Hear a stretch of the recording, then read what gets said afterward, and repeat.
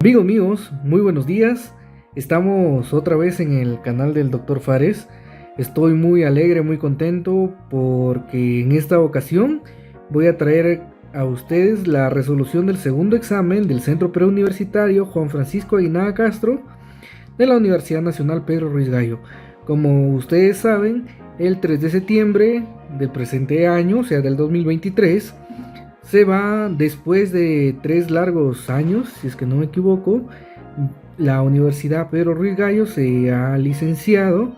Es una de las universidades en el norte más prestigiosas y de donde tengo la bendición de ser egresado. Soy médico de profesión y en esta ocasión estoy banqueando con ustedes el área de anatomía. Como ustedes saben, estoy haciendo estos videos para que ustedes puedan ingresar a las universidades nacionales, no tan solo de la Universidad Nacional de Lambayeque, que es la Pedro Ruiz Gallo, sino que también a otras universidades, porque si ustedes estandarizan los conocimientos en el área de biología y anatomía, las universidades principalmente se enfocan en aspectos básicos, aspectos técnicos, y a veces cada universidad tiene su manera, su forma peculiar.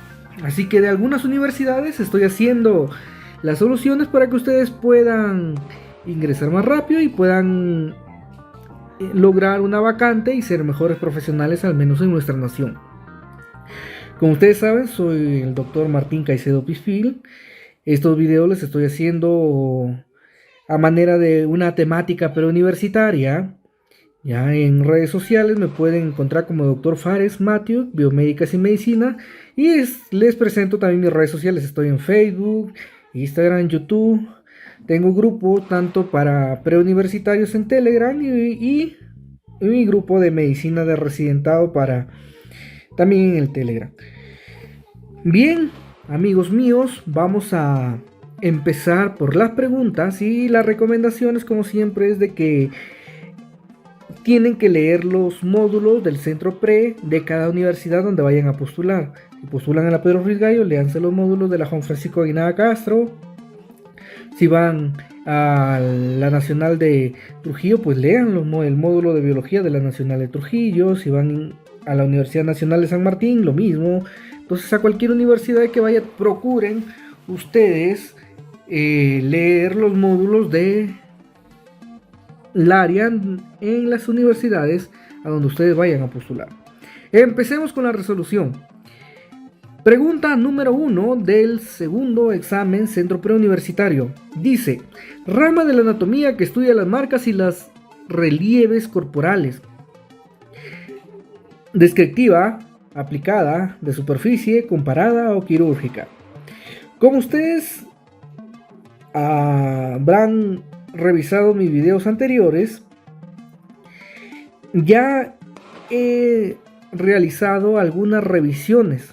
Como yo les vuelvo otra vez a reiterar, la Universidad Pedro Ruiz Gallo, aunque ahorita digan que van a tomar preguntas tipo DECO, las preguntas tipo DECO que van a plantear te encierran en un contexto, en una determinada realidad, y te van complementando conocimientos. O sea, la pregunta de ECO lo que hace es que te vaya encuadrando en una situación que ya de por sí te va dando algún tipo de conocimiento. Así que no es que se van a volver más difíciles, sino simplemente van a tener que ustedes saber cómo enfocar y cómo responder, porque las preguntas siempre van a ser relativamente las mismas y las respuestas tienen que ustedes seleccionarlas de entre las alternativas. Tienen que seleccionar la más correcta y esa también va a ser casi siempre una respuesta única. Entonces, este tipo de preguntas ya le hemos revisado. Ahí ustedes van a ver, por ejemplo, en el módulo del centro pre, donde están las generalidades y nos hablan de las divisiones de la anatomía. Si bien es cierto, empieza etimológicamente a definir lo que es anatomía. Ana significa por medio de y tomo significa corte. Así que anatomía es por medio de corte o cortar para ver, ¿ya? Y el cortar para ver implica una acción. La acción era la de diseccionar, abrir para visualizar.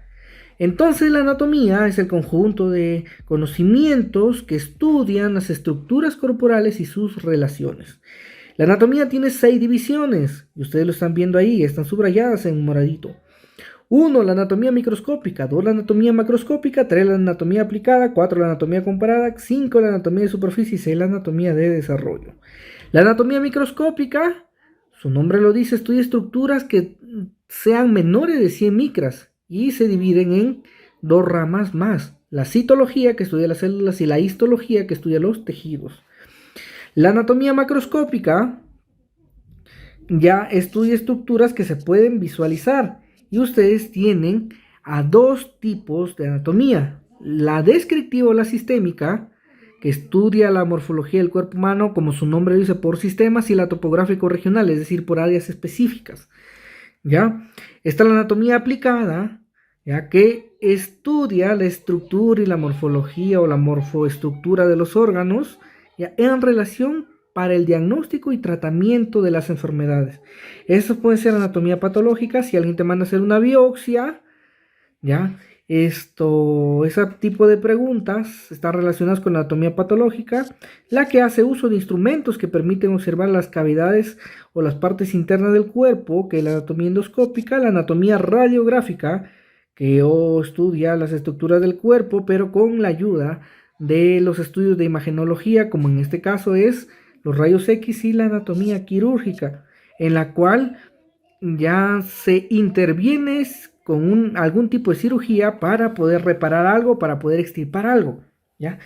Luego tenemos la anatomía comparada. La anatomía comparada, ¿ya?, es la que sustenta su teoría, ya, tanto en los órganos homólogos, análogos y vestigiales, y obviamente también la que hace parangones, ya, o comparaciones con otro tipo de estructuras.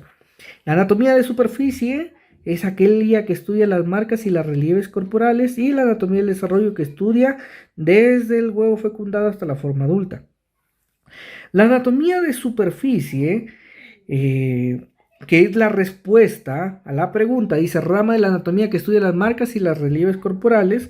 La respuesta es anatomía de superficie, que es la alternativa C. Por ejemplo, nosotros podemos visualizar a los físico-esculturistas, ¿verdad?, cuando hipertrofian un músculo, la forma en cómo se ven las fibras de los músculos en ellos. Entonces, eso podría ser un ejemplo de la anatomía de superficie. Identificar la línea alba en toda la mitad del cuerpo es anatomía de superficie. Ya quien a veces utiliza más esto son los cirujanos plásticos, o en la medicina estética se utiliza bastante. Asimismo, podemos identificar hasta incluso puntos quirúrgicos, como por ejemplo en otorrinolaringología, los puntos de la cara, los relieves, puntos como el nasio, un pteridio, un asterium, o sea, toda esa, todo ese perímetro, digamos, ¿no?, toda esa superficie de los órganos se puede identificar por la anatomía de superficie y tiene mucha importancia quirúrgica. Entonces, al menos ya conocemos cuáles son las ramas de las divisiones de la anatomía, cómo van a venir en las próximas preguntas, y ya dimos respuesta a la pregunta número 1. Ahora sí, vamos a la pregunta número 2. Célula joven que sintetiza osteoide. Ya. Ustedes tienen la alternativa A, osteocito; alternativa B, osteoplasto; alternativa C, osteoblasto; alternativa C, osteogénicas; alternativa E, osteoclasto. Esta pregunta pertenece a lo que es el sistema esquelético o el sistema óseo. Y en el sistema óseo nosotros tenemos 4 tipos de células: las células osteoprogenitoras o osteogénicas, los osteoblastos, los osteocistos y los osteoclastos. Como su nombre lo dice, para las osteoprogenitoras, estas se observan en la etapa prenatal, y esta es la que dan origen, obviamente, a los osteoblastos, y son células madre pluripotenciales. Recuerden que hay células totipotenciales, pluripotenciales, ya esas están en el nivel de las pluripotenciales, ¿ya?, y permiten la elaboración de las nuevas células. El osteoblasto, como su nombre lo dice, blasto, es una célula joven. Se sintetiza la porción orgánica de la matriz ósea, que es el osteoide. Ojo, es célula joven. Se encuentran distribuidos debajo del periósteo, ¿ya? Y estos son los que se convierten posteriormente en el osteocito. Posteriormente tenemos al osteocito. El osteocito es la célula madura. Es la célula prácticamente representativa del sistema o del tejido óseo. Estos se encuentran en unas lagunas o cavidades que otra vez han preguntado en los exámenes de admisión. Las lagunas o cavidades en donde se asilan los osteocitos son los osteoplastos u osteoceles. Esas son las lagunas o cavidades. Y carecen de reproducción. Ya mantienen las actividades celulares, obviamente el tejido. Y tenemos también por último a los osteoclastos. Los osteoclastos son células móviles, gigantes, multinucleadas, que se forman por la fusión de monocitos. Estas se encuentran en las lagunas de Hochschild, también pregunta de examen de admisión, y se encargan de la reabsorción ósea. Asimismo, deben de conocer que intervienen dos hormonas muy importantes. La primera, que es la hormona paratiroidea o la paratormona, y la segunda, que es la hormona de la calcitonina. Ambas tienen funciones antagónicas, pero que se regulan entre ambas.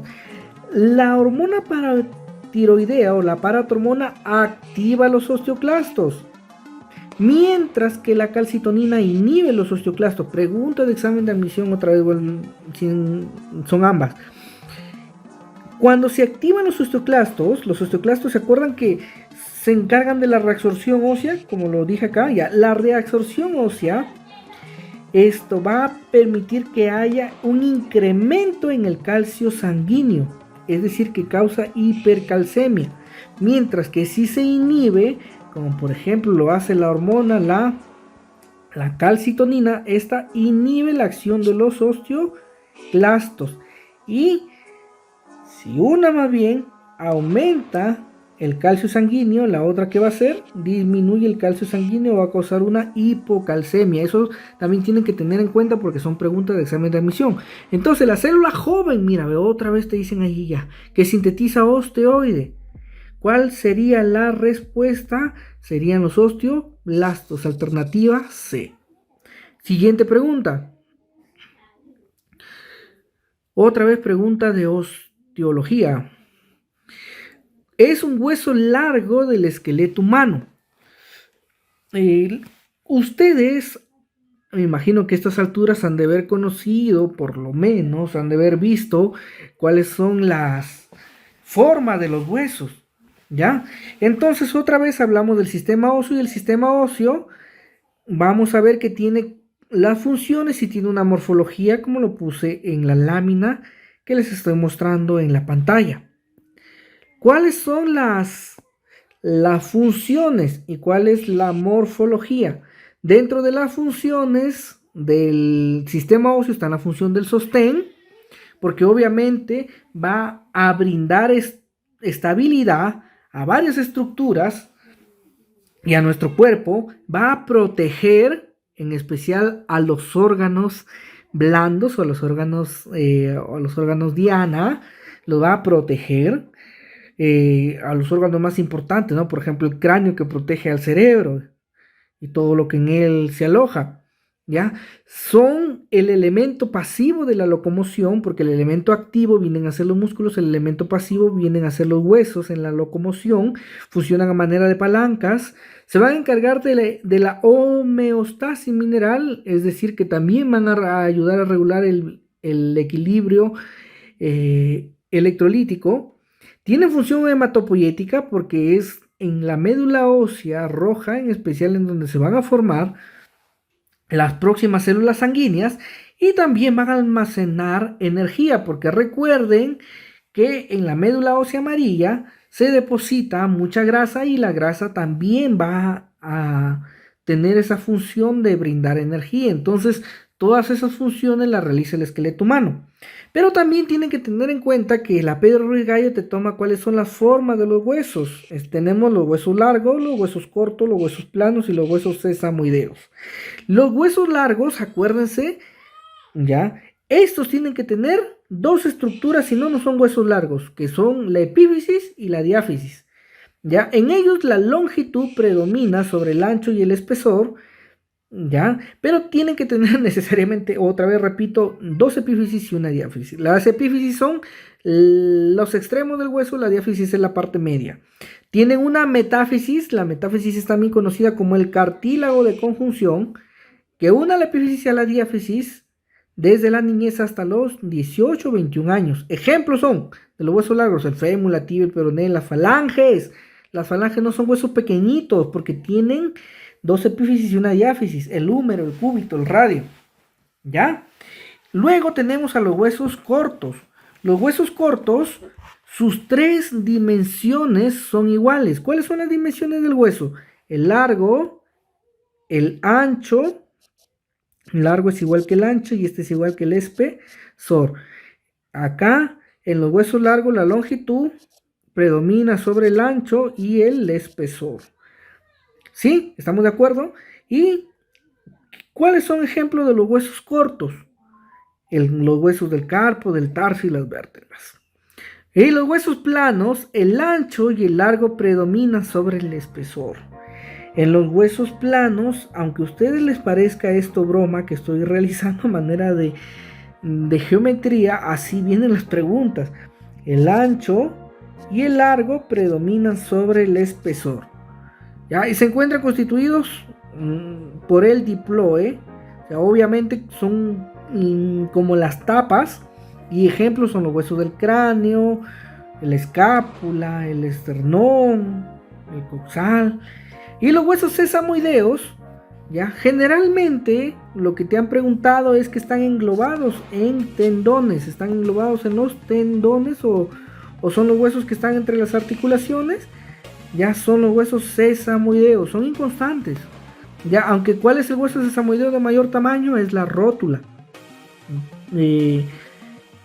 Entonces, tienen que ustedes tener en cuenta la forma de los huesos. Ahora, es un hueso largo del esqueleto humano, ya le hemos mencionado. A ver, la escápula, no, o los omóplatos son planos. La rótula es un sesamoideo.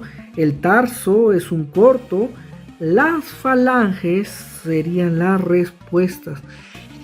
Sería para la pregunta 3, es un hueso largo del esqueleto humano, la respuesta sería las falanges.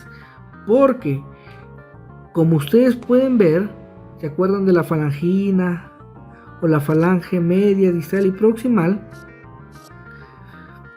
Ustedes van a poder ver que los huesos de la mano tienen dos epífisis, que son las partes externas de los huesos. Tienen dos epífisis. Ahí, bueno, tienen una epífisis distal, una epífisis proximal y la parte de medio que es la diáfisis. Ya, entonces esto sí justifica que estos sean huesos largos. Ya, no necesariamente por el tamaño físico que ustedes están mirando. Y seguimos con la pregunta número 4. Pregunta número 4, el porcentaje de proteínas que contiene el músculo estriado.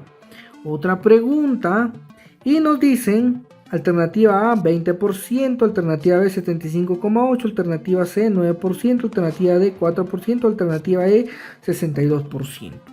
Al analizar la composición química de los músculos, nosotros vamos a entender que el músculo está compuesto principalmente por agua. Agua 75,8%. Entonces el porcentaje de proteínas es el 20%. ¿Cuál sería la respuesta? El porcentaje de proteínas que contiene el músculo estriado sería la respuesta A, 20%. Ahora, ¿qué otras cosas contiene el músculo? O dentro de este 20% de proteínas, estas proteínas son de naturaleza contráctiles y son dos principales, que es la actina y que es la miosina. También existen otras dos, troponina y tropomiosina, La troponina existen tres variantes: troponina T, troponina C, troponina I. Ya también el músculo posee glucógeno, un 4% de glucógeno, posee lípidos neutros, 9%, fosfolípidos, 2%, dos sustancias fosforadas, que es la fosfocreatina y la adenosintrifosfato. Además, el ácido desoxirribonucleico, ácido ribonucleico. Está constituido por 501 músculos. Tenemos 501 músculos estriados que actúan como órganos activos del movimiento, conformando con los huesos del esqueleto verdaderos sistemas de palancas osteomusculares. Es lo que yo les estaba diciendo hace poco, ¿verdad? Cuando resolvíamos la pregunta número 1. Entonces, ya hemos dado respuesta de que existe en los músculos estriados un 20% de proteínas y están compuestos por 75,8-76% de agua. Continuamos. Pregunta número 5. Tejido muscular que presenta contracción voluntaria y fatiga. Alternativa A, cardíaco. Alternativa B, multiunitario. Alternativa C, liso. Alternativa D, esquelético. Alternativa E, visceral. Tejido muscular que presenta contracción voluntaria y fatiga. De estos tres músculos o de estos tres tipos de tejido musculares, el esquelético, el cardíaco y el músculo liso, deben de saber que aquel que es voluntario es el músculo esquelético. Y si es voluntario y es sometido durante un tiempo regular a una determinada actividad, entonces este se va a cansar. Y la respuesta sería la alternativa de esquelético. Esa sería la respuesta para nuestra pregunta 5. Pero vamos a analizar qué otras preguntas han venido o han sido tomadas en los exámenes de admisión. A ver, les dije que tenemos el músculo esquelético, músculo cardíaco y el músculo liso. El músculo esquelético, miren, si ustedes ven en la pantalla, las fibras son cilíndricas, alargadas, multinucleadas y no ramificadas. En cambio, en el músculo cardíaco, las fibras son mononucleadas y contienen discos intercalares. Pregunta de examen de admisión: ¿cuál de los tejidos tienen discos intercalares en el músculo cardíaco? ¿Para qué? Para poder preservar su autonomía y excitarse todos al mismo tiempo, de una manera más rápida. El tipo de fibras en el músculo liso son fibras fusiformes, pero también son mononucleadas, ¿ya? Pero son tipo fusiformes. La localización del músculo esquelético se localizan prácticamente en todos los músculos esqueléticos, en los músculos faringeos, en el tercio superior del esófago, en los extrínsecos del ojo. ¿Por qué? Porque los puedes movilizar, tú puedes mover al ojo. Entonces los músculos extrínsecos son músculos esqueléticos y los músculos también laríngeos. El músculo esquelético contiene varios núcleos. Contiene estrías transversales, contiene sarcómeras, contiene túbulos T. No tiene, digamos, uniones. La contracción es de tipo voluntaria, lo que nos hacían en la pregunta, lo que nos preguntaban en ese interrogante. La fuente del calcio es el retículo sarcoplásmico. La velocidad de contracción es rápida. Si se es sometido a fatiga, quien lo inerva es el sistema nervioso de relación y sí pueden desarrollar tétanos, ¿ya?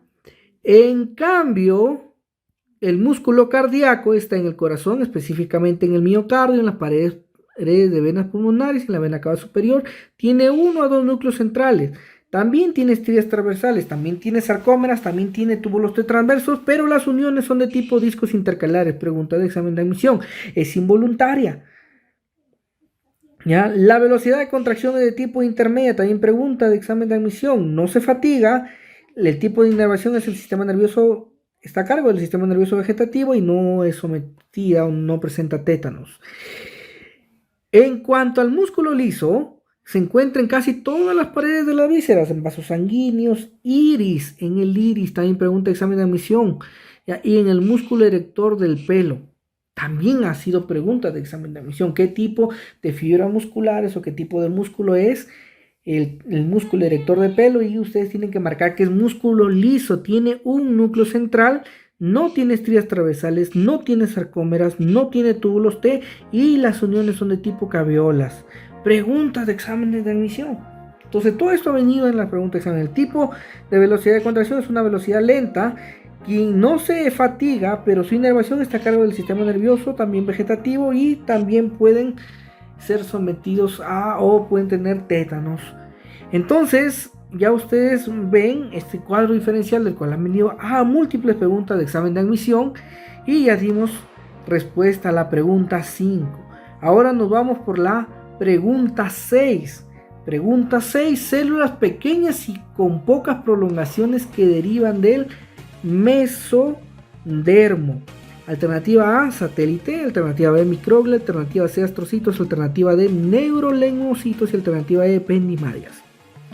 Bien, ustedes pueden ver de que las células pequeñas y las que derivan del mesodermo, que es la palabra clave para poder identificar mesodermo, son las microglias, y a continuación vamos a justificar por qué.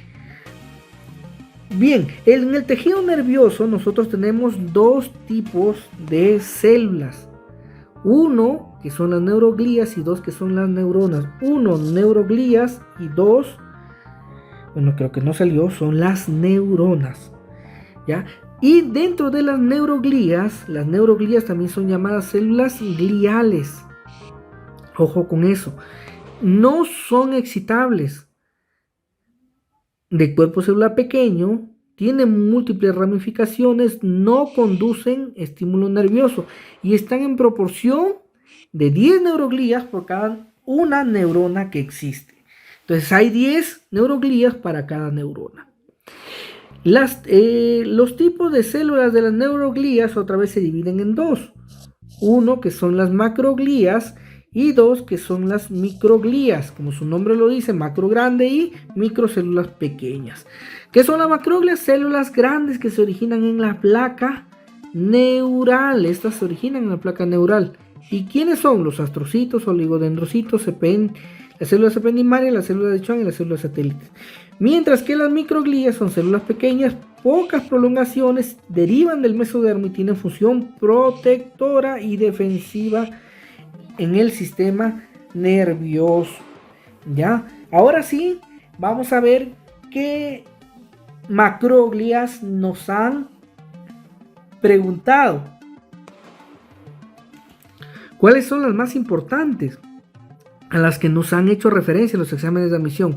Los astrocitos, también conocidas como células aracneiformes. Lo que nos han preguntado es que son las más grandes que todas, tienen forma estrellada, gran número de prolongaciones ramificadas, se caracterizan por presentar los pies chupadores, ya que se dirigen a los vasos sanguíneos y forman la barrera hematoencefálica. Todo lo que yo estoy subrayando les ha venido en los exámenes de admisión. Ayudan a mantener el ambiente químico, aportan nutrientes a las neuronas, captan el exceso de neurotransmisores, mantienen el equilibrio adecuado, o sea, el equilibrio iónico entre el calcio y el potasio, participan en la migración de las neuronas, ¿ya? Y proliferan en las lesiones cerebrales, y el proceso se llama gliosis, ¿ya? Lo otro que nos han preguntado son los oligodendrocitos, que en este caso son los que van a formar mielina, pero en el sistema nervioso central. Mientras que las células ependimarias, también la pregunta de examen de admisión es aquello que están ustedes mirando en su pantalla, que revisten las cavidades por donde circula el líquido cefalorraquídeo y es o constituye grandes componentes del sistema nervioso periférico.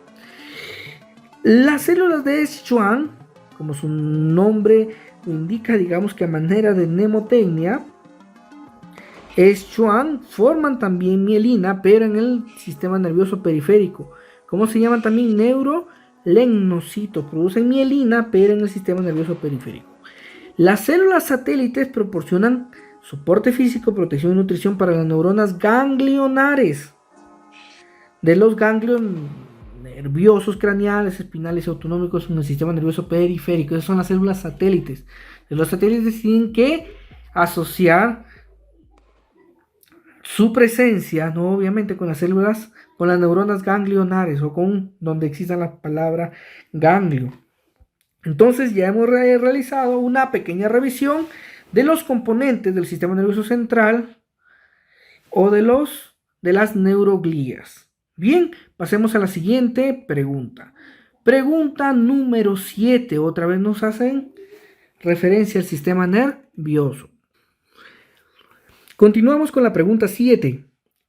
Entre el aracnoides y la dura madre se ubica un espacio virtual llamado subdural, subaracnoideo, plexo coroideo, vellosidad aracnoideo, seno venoso longitudinal. Ustedes están mirando a continuación cuáles son las meninges, ¿ya? Y se acuerdan de una mnemotecnia. La mnemotecnia es DAP. DAP. Dura madre, aracnoides y pía madre.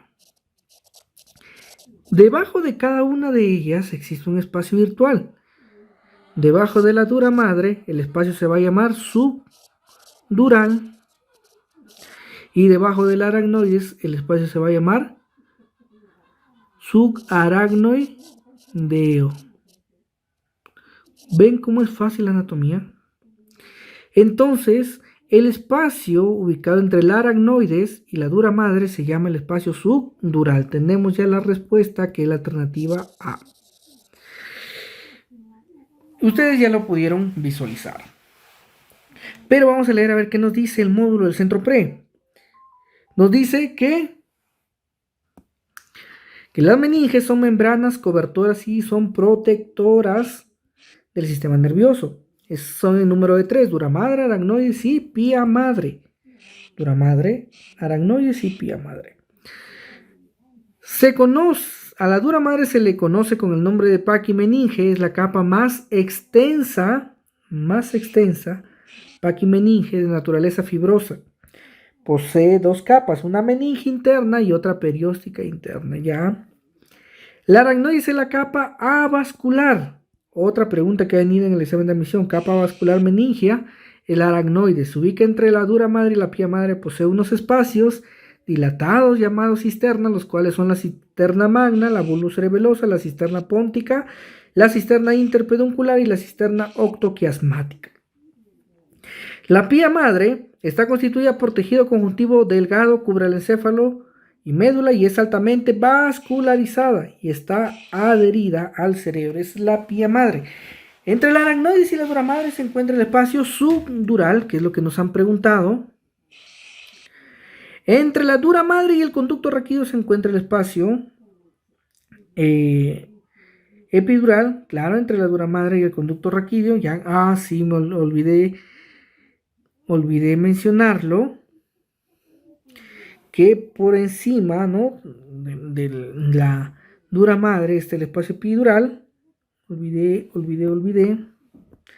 Vamos a ponerlo por acá por si les preguntan. Y entre la pía madre y aracnoides, la pía madre y la aracnoides, la lectomeninge, se ubica el espacio subaracnoideo. Otra pregunta que ha venido en los exámenes de admisiones es ¿quiénes forma o quiénes constituyen la lectomeninge? La lectomeninge es la pía madre y la aracnoides. La dura madre es la paquimeninge por ser dura. Y la pía madre y la aracnoides constituyen la lectomeninge. Y ahí está el espacio subaracnoideo en el cual discurre el líquido cefalorraquídeo. Pregunta de examen de admisión. Entonces todo lo que les he mencionado es posible que le vengan en este su próximo examen. Vamos con la siguiente pregunta. Anatomía. Pregunta 8. Es la capacidad de un receptor sensorial para transformar la energía del estímulo en energía eléctrica.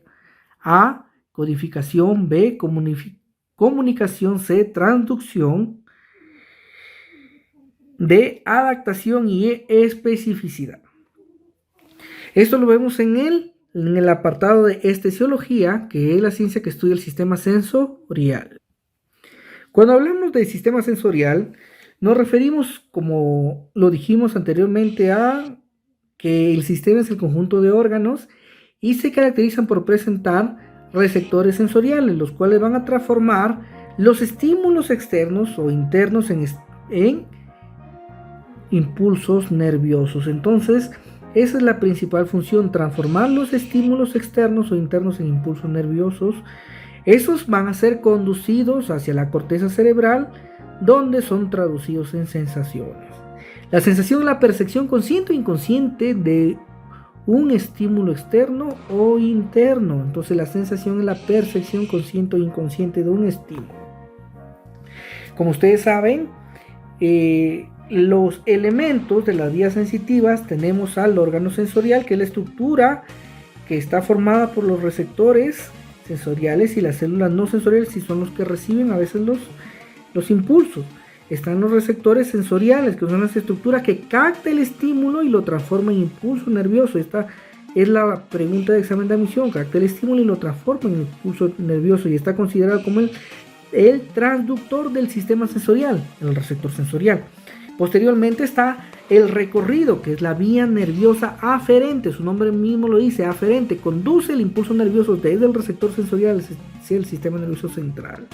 El centro nervioso es la región del sistema nervioso en donde se realiza la transformación o traducción del impulso nervioso en una determinada sensación. Para hablar de receptores sensoriales, los receptores sensoriales, ¿qué son? Son células de tipo nerviosas, son terminaciones nerviosas o células especializadas encargadas de captar los estímulos y transformarlos en impulsos nerviosos, y poseen las siguientes características. Una de estas será nuestra respuesta: especificidad, adaptación, codificación y transducción.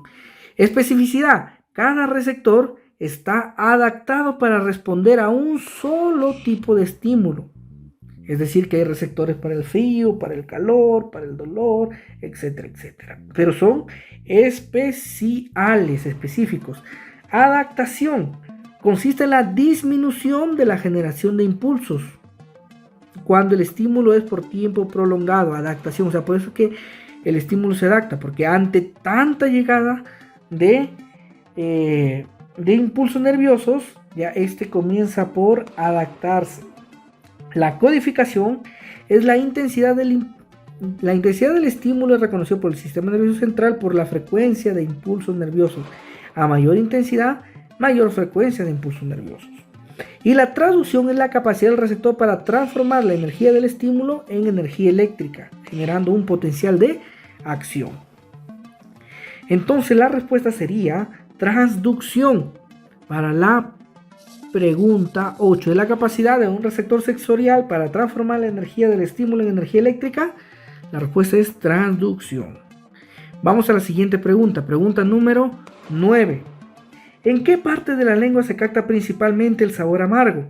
Como yo les dije, cuando ustedes están postulando ahorita para la universidad, hay conceptos o hay elementos o conceptos que están fijos, y a veces, claro que ahorita, a la luz de los conocimientos actuales, estos conocimientos han quedado ya un poco obsoletos, pero hay que considerarlos para poder ingresar y para responder las preguntas. ¿En qué parte de la lengua se capta principalmente el sabor amargo? Y ustedes van a visualizar en el mismo dibujo del centro pre que el sabor amargo está en la parte posterior. El sabor dulce está en la parte anterior. Vamos a ponerla acá en la parte anterior. El amargo está en la parte posterior. Y lateral están el ácido y el salado. Obviamente lateral anterior salado y lateral posterior el ácido. La respuesta sería: ¿en qué parte de la lengua se capta principalmente el sabor amargo? En la parte posterior. A ver, o en la base de la lengua. En la parte posterior o en la base de la lengua. Esa sería la respuesta. Y les ponía ahí, o les colocaba: el mapa gustativo de la lengua se basa en asignar una zona específica para la detección de cada sabor básico. Se trata de un mito muy extendido. En realidad, toda la lengua puede detectar esos sabores, aunque algunas zonas pueden ser más sensibles que otras. O sea, actualmente la lengua capta, o se ha descubierto que es capaz de captar todos los sabores. Ya, claro que hay algunos que pueden ser un poquito más específicos que otros, pero capta todos los sabores, interpreta todos los sabores. Ya no es tan cierto como nos dicen. La inervación de la lengua para preguntas de exámenes de admisión está a cargo, por ejemplo, la parte de los 2/3 anteriores de la lengua está a cargo del nervio facial, que es prácticamente el séptimo par. El tercio posterior de la lengua está a cargo del nervio glosofaríngeo, inerva el tercio posterior de la lengua, y toda el área del epiglotis está a cargo del nervio vago o nervio neumogástrico, de inervar toda la parte de la epiglotis. Las papilas linguales, también pregunta de examen de admisión, son en 3: papilas caliciformes o circunvaladas, que son en 8, que forman la V lingual, que se localizan en la base de la lengua, en la parte posterior, y poseen abundantes botones gustativos. Los filiformes se localizan en los 2/3 de la lengua anteriores, no contienen los botones gustativos y son de tipo táctil. Las papilas fungiformes se localizan en la punta de la lengua y a los lados, y captan los sabores dulce, salado y ácido. Preguntas de exámenes de admisión. Vamos a la siguiente pregunta. Pregunta número 10. Nodos. Los nodos de Morgagni se ubican en ventrículo izquierdo, válvula sigmoidea, aurícula derecha, aurícula izquierda o ventrículo derecho. Ustedes van a ver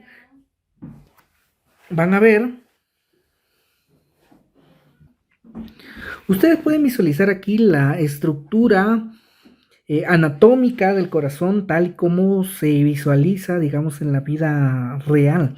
A veces cuando nosotros realizamos nuestros esquemas, hacemos una simulación del corazón, pero de una manera esquemática, ¿verdad? Ponemos las aurículas en la parte superior, los ventrículos en la parte inferior, ¿ya? Y aunque así funciona, digamos, fisiológicamente, anatómicamente tienen otra configuración, tienen otra arquitectura.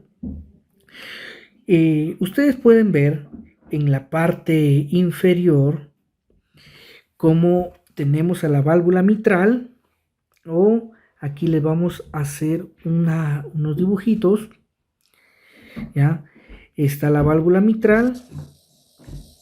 Esta válvula tiene 2 valvas, por eso se llama mitral o bicúspide. Tiene la valva o el velo anterosectal y el velo posterolateral. Tenemos a la válvula tricúspide, en el cual tiene la valva anterior, sectal y la posterior, y de ellos también en las válvulas tricúspide y bicúspide son válvulas auriculoventriculares, es decir, que están entre las aurículas y los ventrículos. Pero cuando salen de los ventrículos, ya también salen las arterias. También las arterias tienen unas válvulas para evitar el reflujo pulmonar. Están en la válvula aórtica, que pertenece al lado izquierdo con sus 3 valvas, y está la válvula pulmonar, que pertenece al lado derecho. Ustedes van a poder visualizar que a nivel de lo que es la sigmoidea pulmonar, en la parte derecha se encuentra la valva anterior, la valva posterior derecha, posterior izquierda, y están ahí los nódulos de Morgagni en el lado derecho del ventrículo derecho, obviamente. Entonces la respuesta sería ventrículo derecho, ¿ya? En la parte izquierda, en donde está la sigmoidea aórtica, o las válvulas en forma de nido de paloma, pero que salen de la aorta, se encuentran los nódulos de Arancio. Arancio entonces se encuentra en el ventrículo izquierdo, ¿ya? Tener cuidado con eso. Morgagni Los nódulos de Morgagni pertenecen al ventrículo derecho, mientras que los de Arancio pertenecen al ventrículo izquierdo. Y ahora sí, vamos a ver qué nos dice el libro del Centro Pre. El libro del Centro Pre nos hace la comparación de que hay dos estructuras o dos cámaras. Y las cámaras son las siguientes: la cámara de las aurículas y la cámara de los ventrículos. La cámara de las aurículas es que son las cámaras superiores. Tienen una forma cuboidea, son cavidades pequeñas, las paredes son delgadas, llegan las venas a ellos, ¿ya? Presentan los músculos pectíneos. Pregunta examen de admisión: ¿cuáles son los músculos de las aurículas? Los músculos pectíneos están sometidos a una presión menor y reciben la sangre. En la vida fetal o intrauterina, esto presenta o existe una comunicación interauricular a través de lo que es el agujero botal. Cuando este ya se cierra al momento de nacimiento, se forma la fosa oval.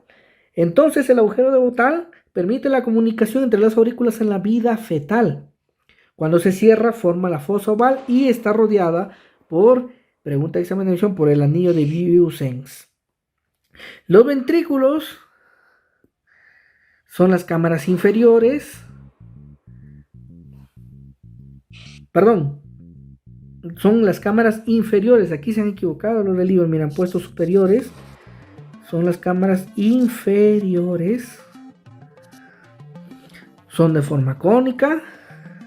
Son cavidades grandes. Las paredes son gruesas. Salen o emanan las arterias. Está constituido por los músculos papilares. Están sometidos a una presión mayor. Presentan las cuerdas tendinosas y su función es expeler sangre o expulsar sangre. Y también nos denotan cuáles son las estructuras de cada cámara. Las estructuras de cada cámara, por ejemplo, de la aurícula derecha, llegan a la aurícula derecha la vena cava superior, ¿ya? Y cerca de la vena cava superior se encuentra el nodo sinusal, que es el principal nodo para generar lo que son los latidos cardíacos, o ya el sistema de conducción está liderado por el nódulo sinusal o sinoauricular. También llega la la vena cava inferior, llega también el seno coronario, y la que no tiene válvula es la vena cava superior, pero la vena cava inferior sí tiene una válvula, se llama la válvula de Eustaquio. El seno coronario tiene la válvula de Tevesio. En el ventrículo derecho vamos a encontrar obviamente la válvula que es la interauricular, entre el aurícula y entre el ventrículo van a encontrar la válvula tricúspide. En la aurícula izquierda, solo en el feto, a través de esto se encuentra el agujero botal. Y también presenta el tubérculo de Lower. Pregunta de examen de admisión. En la parte inferior del ventrículo derecho presenta la arteria pulmonar. Sale la arteria pulmonar, está la válvula sigmoidea pulmonar y están los nódulos de Morgagni. Pregunta de examen de admisión. La aurícula derecha, ya esto presenta ya comunicación con el ventrículo a través de la válvula tricúspide o trigloquina, así también se llama la válvula tricúspide, y también presenta el espolón de Wolf, el ventrículo derecho. El ventrículo izquierdo, ¿qué estructuras sobresalen en él? Presenta la aorta, que es la arteria más importante, la más grande, ya. Presenta la válvula sigmoidea aórtica o los senos de Valsalva, presenta los nódulos de Arancio y ahí nacen las arterias coronarias y se comunica con la aurícula izquierda a través de la válvula bicúspide o mitral. La aurícula izquierda, llegan a ella las venas pulmonares, se comunica con el ventrículo izquierdo a través de la válvula bicúspide y tiene comunicación con la aurícula derecha solamente en el estado fetal. Así se lee este esquema. Así que los nódulos de Morgagni pertenecen al ventrículo derecho. Respuesta correcta. Siguiente pregunta, la 11. Son ramas arteriales terminales de la arteria aorta. Esta pregunta la van a encontrar en angiología o en sistema cardiovascular. Y en otra vez en el módulo de centro pre nos indica cuál es la respuesta. Alternativa A, ilíacas extremas. Alternativa B, femorales e ilíaca primitiva. Alternativa C, sacra media y las ilíacas primitivas. Alternativa D, mesentérica inferior y sacra media. Y alternativa E, ilíacas internas. Bien, cuando nosotros estudiamos los principales vasos sanguíneos, obviamente a la cabeza va la aorta. La aorta, su nombre lo dice, nace en el ventrículo izquierdo. Ahí está su nacimiento, ya lo hemos mencionado. Se extiende desde la base del corazón, casi a nivel de... Y a nivel de la L4 es donde se divide en 3 arterias terminales. A nivel de la L4. Una sacra media y 2 ilíacas primitivas.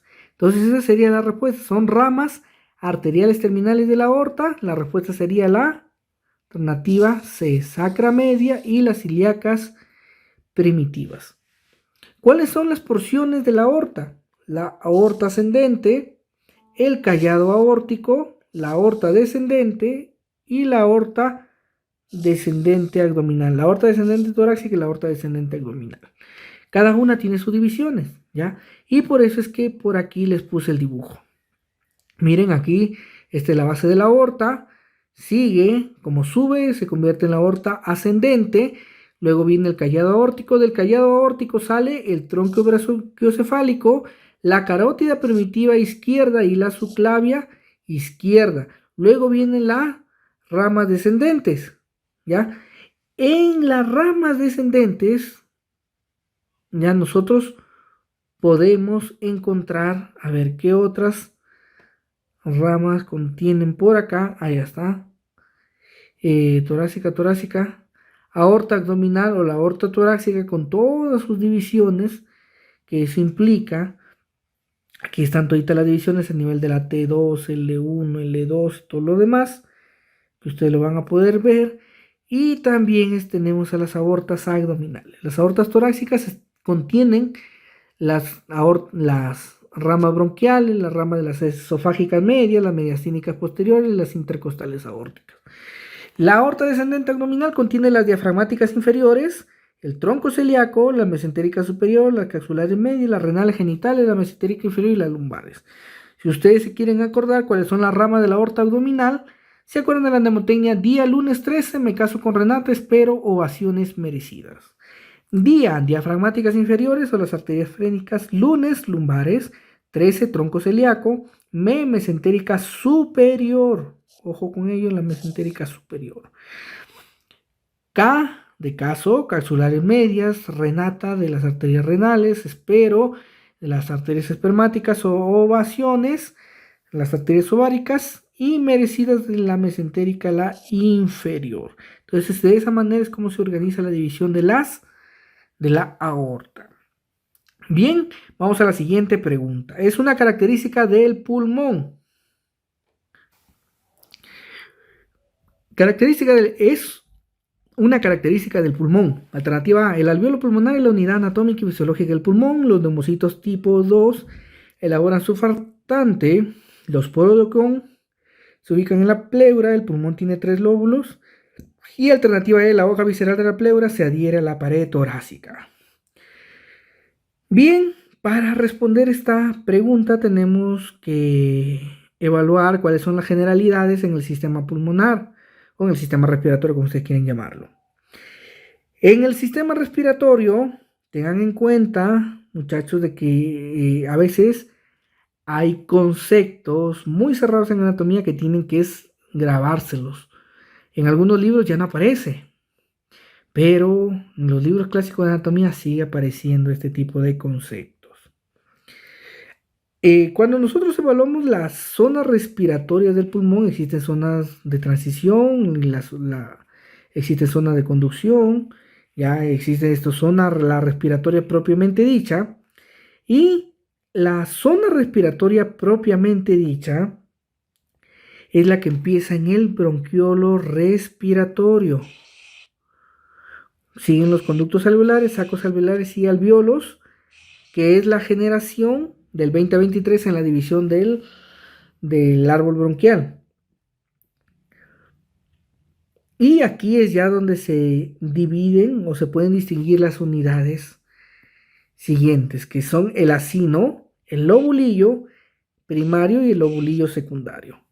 ¿Qué cosas son? Y los vamos a definir acá. El acino pulmonar, el lobulillo primario.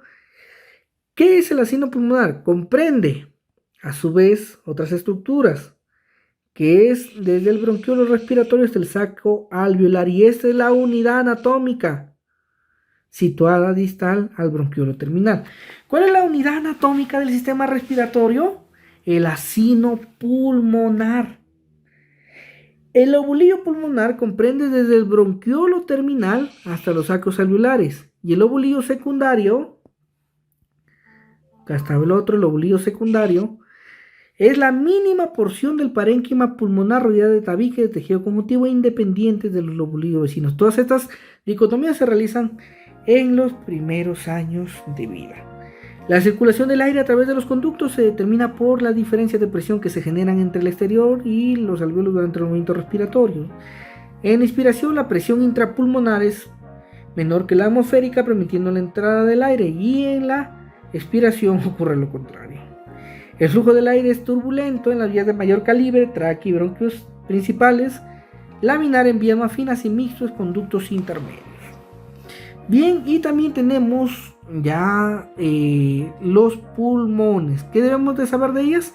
Son masas esponjosas, ustedes ya la han visto, de color rojizo, situados en el tórax, a ambos lados del corazón. El derecho tiene 3 lóbulos y el izquierdo tiene 2. Poseen 3 caras: cara externa o costal, cara intermedia diafragmática y la cara inferior o diafragmática. La cara interna es la llamada mediastínica y la externa es la costal. ¿Cuál es la membrana que envuelve a los pulmones? Es la pleura, que es una membrana de doble pared que rodea los pulmones, formada por la hoja visceral, es la que se adhiere a la víscera, y ahí la hoja parietal es la que está en contacto con las costillas, ¿verdad?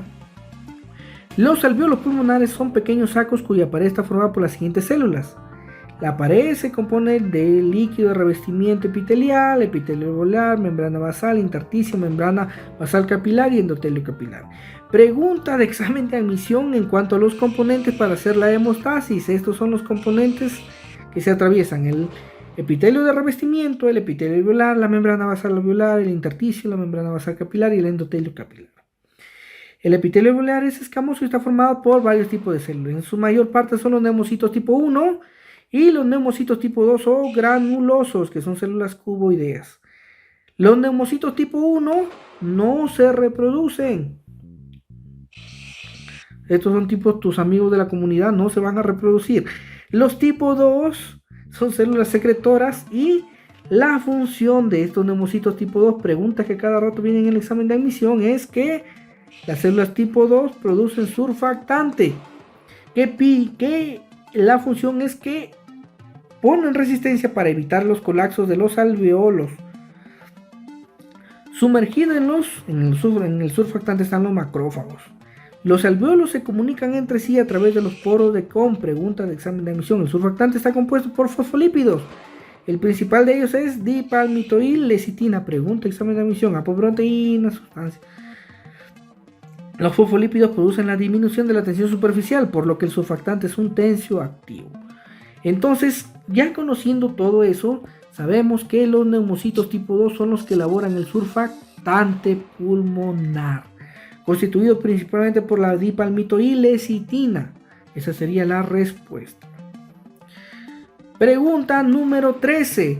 Proceso digestivo que permite el paso del alimento digerido es el sistema cardiovascular y linfático. Alternativa A, absorción; alternativa B, ingestión; alternativa C, difusión; alternativa D, defecación; alternativa E, ingestión. Como sabemos, es una pregunta del aparato digestivo, de las generalidades del sistema digestivo. Y vamos a analizar las generalidades para darle la respuesta. ¿Qué es el sistema digestivo? Es un conjunto de órganos encargados de la digestión y absorbe las sustancias nutritivas para permitir su paso a la sangre y ser distribuidos por todo el organismo. Y hay 5 actividades básicas que son las que vamos a describir: la ingestión, el movimiento del alimento, la digestión, la absorción y la defecación. La ingestión es el paso, obviamente, del alimento a la boca. El movimiento del alimento o el peristaltismo es el tránsito del alimento a lo largo de todo el tubo. La digestión es la fragmentación del alimento mediante procesos químicos y mecánicos. La absorción es el paso del alimento digerido hacia los sistemas cardiovascular y linfático, porque ellos son los que lo van a aprovechar. Y la defecación es la eliminación de las sustancias que no se van a digerir.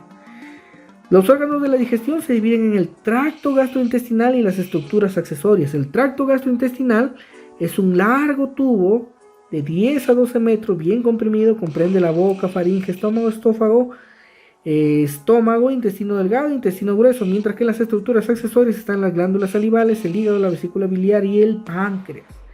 Entonces, conociendo ya estos procesos digestivos, sabemos que el proceso de la absorción es el paso ya hacia los sistemas linfático y cardiovascular para aprovechar los nutrientes. Por lo tanto, la respuesta sería absorción, que es la alternativa a proceso digestivo que permite el paso del alimento digerido hacia el sistema cardiovascular y linfático, es la absorción. Como ustedes habrán notado, las preguntas son fáciles y en especial cuando tienes y has repasado el módulo del Centro Pre son bastante manejables. Siguiente pregunta número 14. El conducto de Wharton se ubica en la glándula salival. Las glándulas salivales son en número de 3 y son las parótidas, las submaxilares y las glándulas sublinguales. Cada una tiene sus características principales. Por ejemplo, las parótidas son las más grandes, irregulares. Glándula exocrina sinosa compuesta puramente serosa, de naturaleza serosa. Se abren en el vestíbulo de la boca a la altura del segundo molar superior por un conducto que se llama esteno. Esteno es el conducto de las parótidas, que son las más grandes, y la secreción es de tipo serosa. Pregunta de examen de admisión. El conducto de esteno, ustedes lo van a poder ver aquí, se abre casi a la altura del segundo molar superior.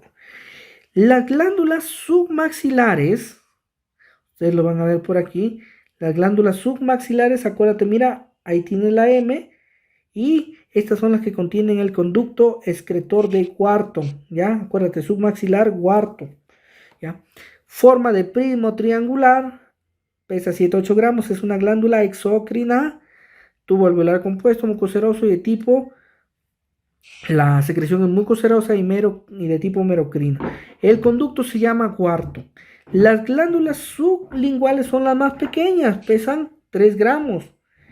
Es glándula de tipo exocrina, tubo alveolar compuesta, igual es 0, o sea, su secreción es 0 mucosa, predomina la forma serosa que la mucosa, de tipo merocrino. El conducto excretor es el conducto de Bartolín o el conducto de Rivinus. La producción en 24 horas de saliva es 1,5 litros, con un pH de 6 a 7. Entonces, el conducto de Wharton se ubica en la glándula salival submaxilar, sería la alternativa D. ¿Ya? Como les digo, las preguntas son bastante explícitas y se encuentran, ustedes lo verán, en el módulo del Centro Pre. Por eso es que me tiro tremendas leídas para que ustedes ya no repasen al momento de que estén banqueando. Es diferente banquear cuando ya tú conoces los conceptos, que banquear cuando recién vas a aprender. O sea, si vas a banquear y recién estás aprendiendo anatomía, no es muy recomendable, a menos que el banqueo lo utilices como un mecanismo para saber qué tema viene, cómo se pregunta, cuál es la forma de preguntar, para poderte luego enfocar en tus estudios, ¿ya? En cambio, si tú banqueas ya conociendo los temas y habiendo repasado todo eso, el banqueo se convierte en tu afianzamiento definitivo que va a lograr que tú puedas ingresar. Entonces, puedes aprovechar, digamos, esos dos métodos. Si vas a banquear sin conocer el tema, banquea para conocer cuáles son los puntos más importantes de los temas que te van a preguntar. Y si vas a banquear ya conociendo el tema, vas a aprovechar muchísimo el banqueo. Y nos vamos a la pregunta número 15. La fase proliferativa durante un ciclo menstrual regular ocurre entre los días. Alternativa A, 14 a 16 días. Alternativa B, 16 a 25. Alternativa C, 25 a 28. Alternativa D, 1 a 4. Y alternativa E, 4 a 14. Entonces hay cambios endometriales durante el ciclo menstrual. Un ciclo menstrual normal dura aproximadamente entre 24, 30, 32 días. Para la Pedro es 28 días. Ya, grábenselo bien de que para la Pedro tú vas a postular para la Pedro y tienes que tener conceptos fijos. Por eso es que te estoy poniendo en estas láminas lo que tú debes de conocer. Ya para que no estés otra vez rebuscando, viendo de dónde han sacado la pregunta. Yo ya te estoy poniendo, ¿no? Y en los demás videos que tenga te voy a poner del libro del Tórtora. En el Tórtora también están sacando buenas preguntas y han sacado preguntas que salen del contexto literal del libro de Tórtora. Entonces yo te las voy a colocar. Bien, en los cambios endometriales, en el ciclo menstrual normal tenemos los cambios endometriales que se producen en el día 1 a 4, en el día 4 al 14, en el día 14 al 16, en el día 16 al 25 y en el día 25 al 28. En el día 1 a 4 se produce lo que es, obviamente empiezan en el día 0 la fase menstrual, es la expulsión del endometrio necrótico del ciclo previo. En el día 4 a 14 empieza la fase proliferativa. Y eso es lo que nos están preguntando. Entonces la fase proliferativa durante el ciclo menstrual ocurre entre los días 4 y 14, alternativa E. En esta fase proliferativa va a existir un crecimiento de las nuevas glándulas endometriales y del estoma a partir del endometrio basal residual y existe gran actividad mitótica. En los días 14 a 16 lo que va a predominar en este fase es que esta ya es la fase ovulatoria. Recuerden que el día 15 prácticamente es la fase ovulatoria. El primer signo de actividad secretora de la glándula endometriales es la vacuolización subnuclear. Pregunta examen de admisión. En la fase 16 a 25 empieza lo que es la fase secretora. Aquí ya empieza. Y las glándulas endometriales se hacen tortuosas y sus luces se llenan de secreción. ¿Para qué? Para que si ya no ocurrió ovulación, fecundación en los días 14 a 16, posteriormente seguirá la fase secretora y luego le seguirá la fase premenstrual. Esta fase premenstrual, existe abundantes arteriolas espirales en el estroma, se produce la isquemia, se produce degeneración y luego la necrosis del endometrio secretor. Y finalmente se cae otra vez en la fase menstrual. Las funciones del útero son lugar de implantación del cigoto, lugar de desarrollo del cigoto, interviene activamente durante el parto y sufre cambios que condicionan la menstruación. Entonces ustedes ya van a poder visualizar cuáles son los cambios endometriales. Y ahí está la pregunta de examen de admisión.